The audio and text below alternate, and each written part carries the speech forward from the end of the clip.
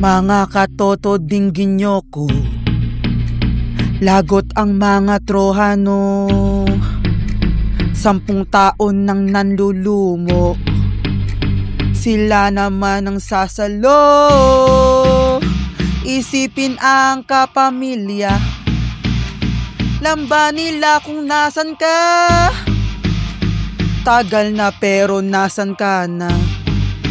Digin nyo ako at lalaya ka. Opo! Diomedes ang leader nyo, Agamemnon siya sa tanod, Melanus siya sa portalan ng madaig natin ang buong lungsod. Lucio siya naman sa pagtambang at muting Ajax ni Jan lang Nestor. Doon kay Helen at nakabantay niyo ang may gantihan, paslangin ang kani Hector. Opo! Tuklasin yung tibay, kumpiyansa'y tikman, lungkot ay labanan. Tanungin diwa, ba't ka nabuhay, ba't ka sumubok, ba't ka nangarap, ba't ka lumaban? Ba't ka nabuhay, ba't ka sumubok, ba't ka nangarap, ba't ka lumaban? Penelope, Penelope, at Telemachus.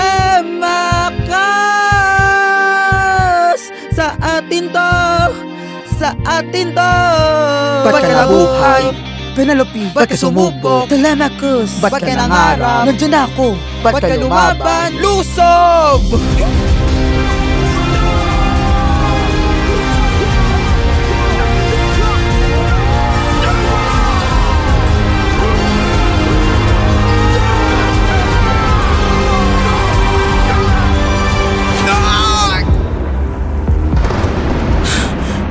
Ano yun? Hula to. Kung anong sunod hindi maabot, maaabot lang dito at ngayon. Paano ba? Di ka ata handa. Sundin to. Dapat pumaslang, sanggol na mangmang. Ito'y kalaban na naiiba. Oo na, alam kong handa na. Di ka ba handa nga?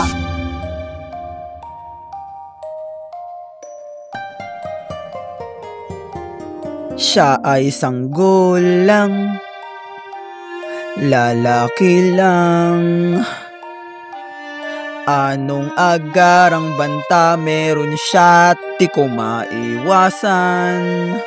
Siya'y anak ng hari ng taga Troya, si Prinsipe Hector. Siya'y lalaki mula bata hanggang taga Tanggol. Merong puot sa iyong pagyabong. Pag di siya pinaslang, laka ng maliligtas. Magpaalam na kay Penelope, magpaalam na kay Penelope. Siya'y aalagaan ka. Masusunog yung o lalayo sa bahay Tandaan ko. siya sa'yo Sa gunita niya'y lalayo. Ang Diyos niya'y may Ako na lang. Dala ka niya, wag nagsusumamo o sundin ang utos ng Diyos.